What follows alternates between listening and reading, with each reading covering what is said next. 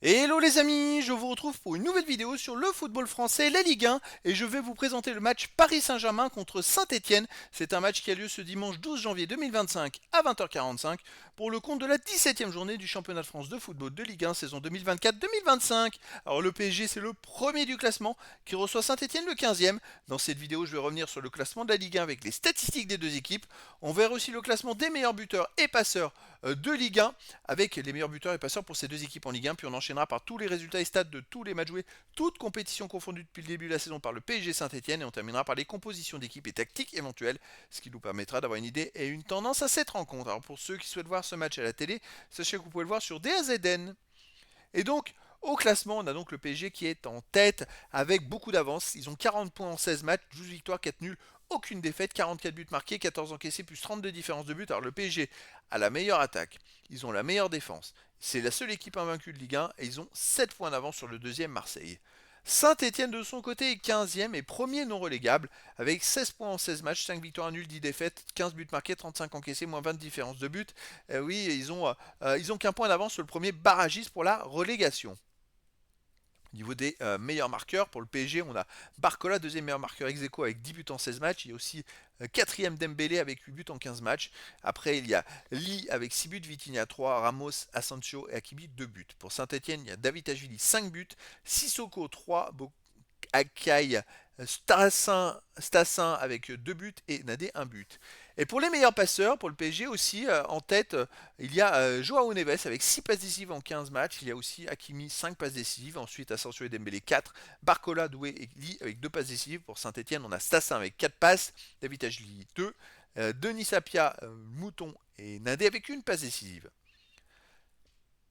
Alors les résultats, toutes compétitions confondues depuis le début de la saison, en sachant que le PSG joue la Ligue des Champions et que c'est pas des résultats terribles, hein. C'est 25 matchs joués, 14 victoires, 8 nuls, 3 défaites seulement, 54 buts marqués, 24 encaissés, plus 30 de différence de buts. Les 3 défaites, c'est en Ligue des Champions justement qu'ils les ont faites. Là, ils restent sur 6 matchs de suite sans défaite avec 3 victoires et 3 nuls. Mais cette saison, ils font quand même beaucoup de matchs nuls. Ils font, je trouve, moins de différence que les autres saisons. Et dès qu'ils affrontent une grosse équipe, je parle en Coupe d'Europe, ça devient très compliqué. Saint-Etienne de son côté, 23 matchs joués cette saison, 8 victoires de nul, 13 défaites, 27 buts marqués, 50 encaissés, moins 23 de différence de but. Alors, Saint-Etienne reste sur une victoire, 3-1 contre 1. Avant, ils avaient enchaîné 4 défaites d'affilée, avant 2 victoires en 3 matchs, avant 2 défaites. Ça manque de régularité, c'est soit ils gagnent, soit ils perdent. Et donc, c'est vrai que il va falloir voir ce que ça peut donner au PSG, mais j'ai plus l'impression que pour le PSG, ça va être une formalité qui devrait l'emporter 4-0 ou 5-1. Après, dans le foot, tout est possible. Au niveau des compos d'équipe, avant les compos, on va déjà avoir les matchs à domicile.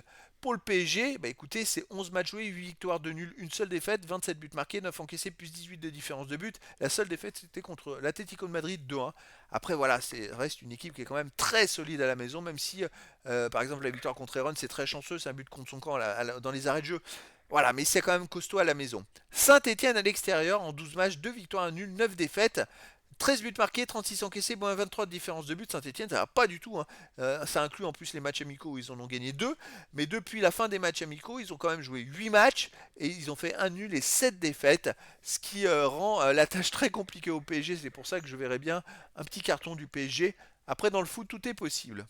Au niveau des compos d'équipe et tactique pour le PSG, on aurait du 4-3-3 gardien Donnarumma, défense Hakimi, Marquinhos, Pacho, Mendes, milieu de terrain Fabien Ruiz, Vitinha, Neves, attaquant Dembélé, Ramos et Doué. Et pour Saint-Etienne, on aura en gardien en même tactique, donc 4-3-3 avec gardien Larsonneur, défense Apia, Tubinsika, Nadé, Petro, milieu de terrain Mouton, Ekwa, Bouchouari, attaquant Boakai, Stassin et Davitashvili. Donc voilà les amis, le décor est planté entre ces deux équipes et donc je vous donne rendez-vous ce dimanche 12 janvier 2025 à 20h45 pour le match de football de la 17e journée du championnat de France de Ligue 1 saison 2024-2025. Le PSG, premier du classement, reçoit Saint-Etienne, le 15e. Voilà les amis, je vous dis à très bientôt pour une nouvelle vidéo.